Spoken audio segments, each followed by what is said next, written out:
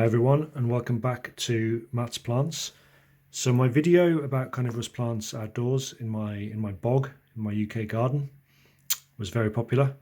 So I thought I'd do a video on carnivorous plants that I grow indoors on the windowsill. And these are no lights, no terrarium, they just grow on the windowsill, south-facing windowsill in my home office.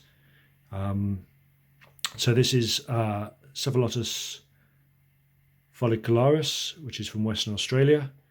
It's a really good example of convergent evolution. So it's a pitcher plant with these sort of small, hairy pitchers, which are quite unlike the other pitcher plants that you may have seen of the Sarracenias from North America, which are sort of the long, what everyone thinks of sort of as the outdoor pitcher plants, or the Nepenthes, which I've got a few of as well in the Highland Terrarium, which are from sort of the jungles of Southeast Asia, Papua New Guinea, so forth, which are much more sort of vining. These are sort of low growing, with this toothed peristem on the pitchers. You can see that. They're absolutely, I love these. I used to have an absolute colossal one, which was the source, the mother plant for all the ones I've got now, but sadly got a viral attack and died. They are quite finicky if you upset them, but I've grown these quite easily, quite happily on a windowsill. Planted in standard carnivorous plant mix of sort of peat and perlite, or in pure sphagnum moss, which I think ultimately this one is, so it probably needs a repot at some point because the sphagnum will start to rot. So it forms two kinds of leaves.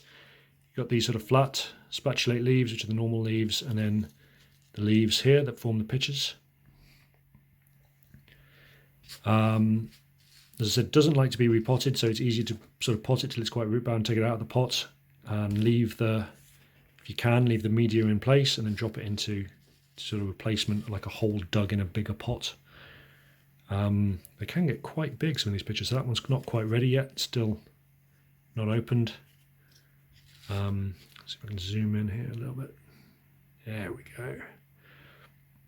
If you want to see these in habitat, there's a brilliant video by a YouTuber called Crime Pays But Botany Doesn't in Western Australia.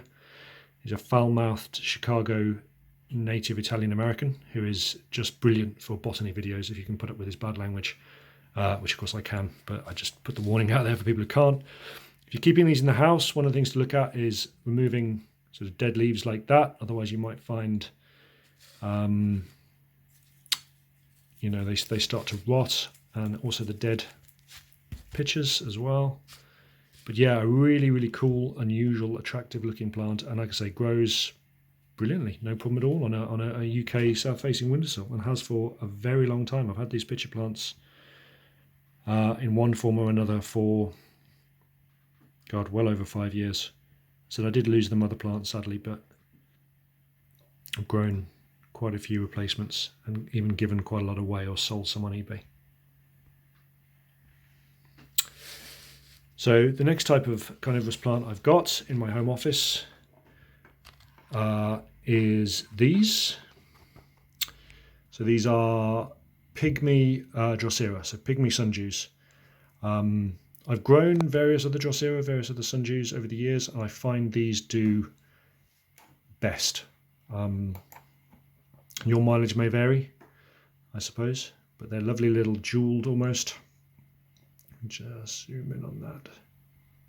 And of course, the red sort of sticky leaves, the gluey leaves that kill their prey.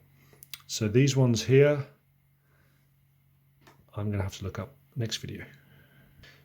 So embarrassingly had to refer to my notes. These are Drosera Calestous, so also from Western Australia, similar to the Cephalotus you've just seen.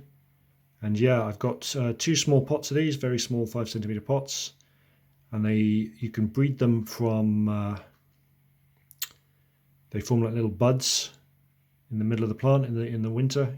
Take those off, put them in the soil, and they grow into a brand new plant, and that's what they look like. So another pygmy sundew that I grow are these. These are Drosera Dictatorship. Dictatorship, I think.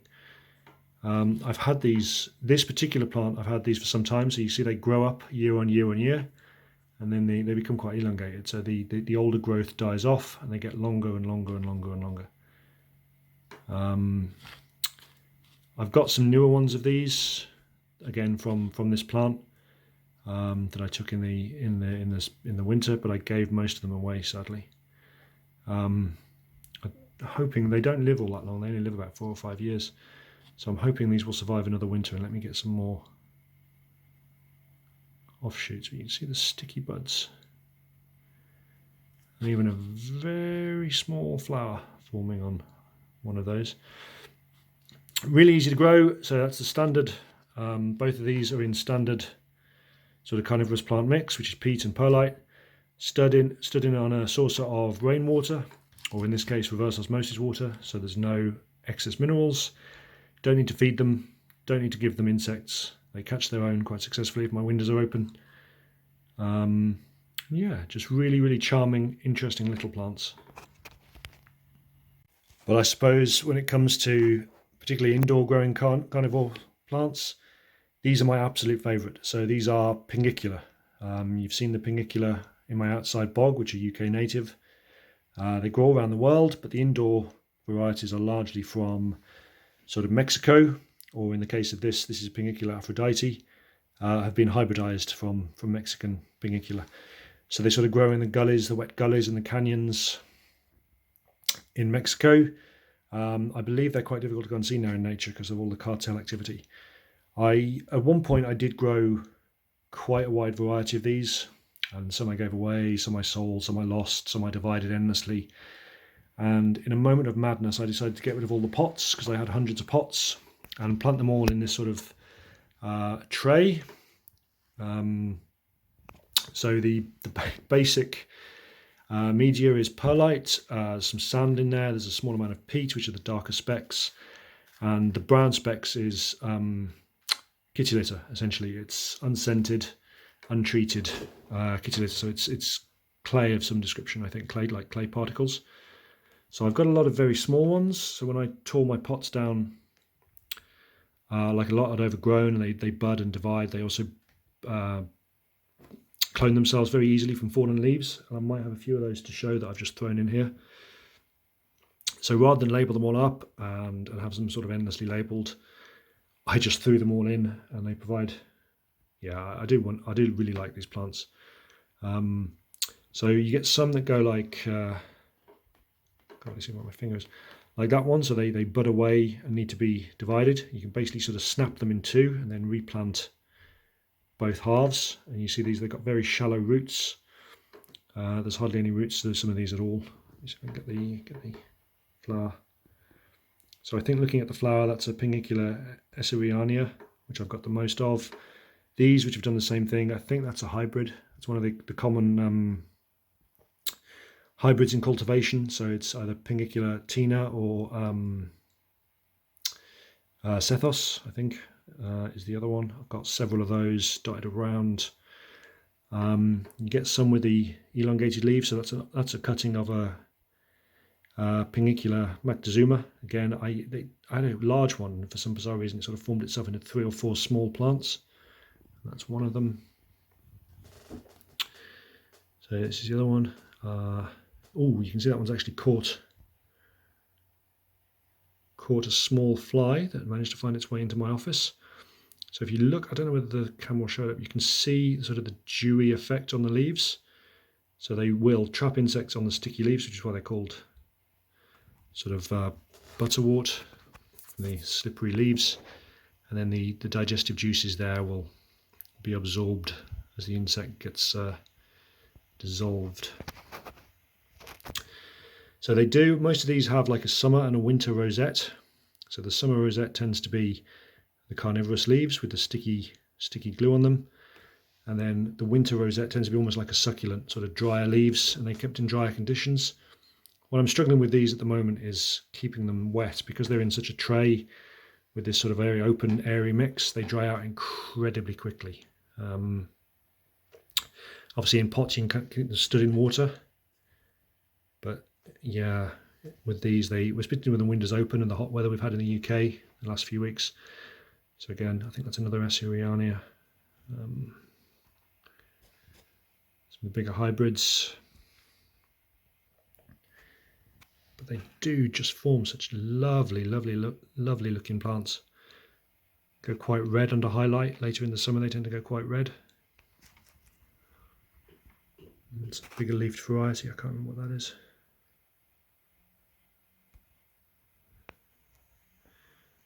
Ah, this is interesting. This is one of my favourites. So this is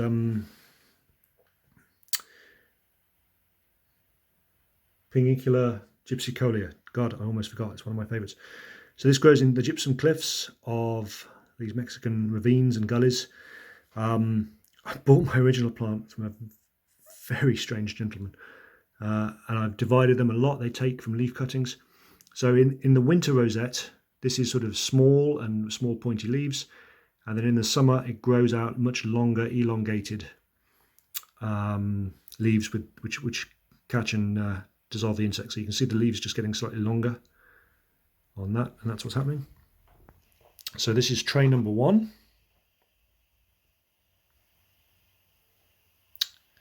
So again, growing on a south-facing windowsill, so they get plenty of sun.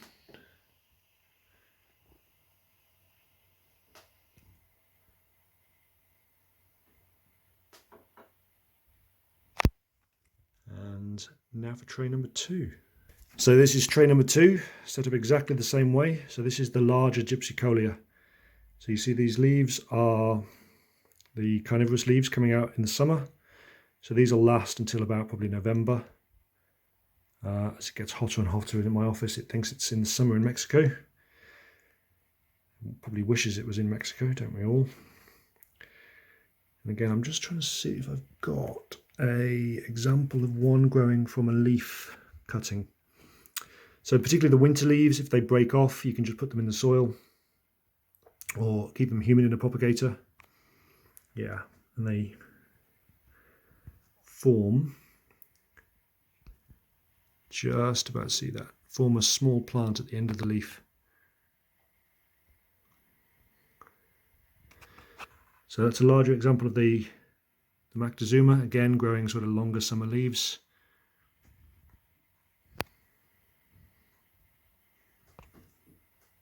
A couple of hybrids, I think they're Cephalotus.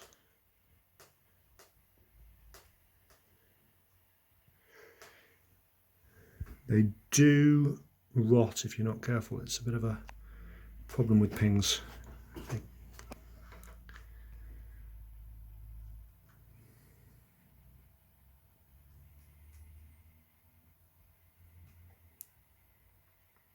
think they're the Pinguicula, which again is another large-leaved hybrid.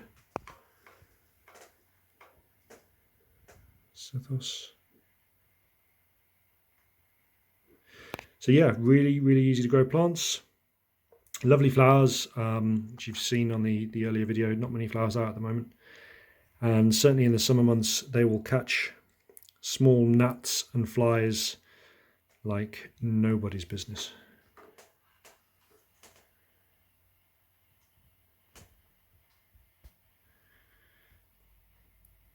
So there you go, 3 species of, well, 3 genus of carnivorous plants you can grow happily on a UK window.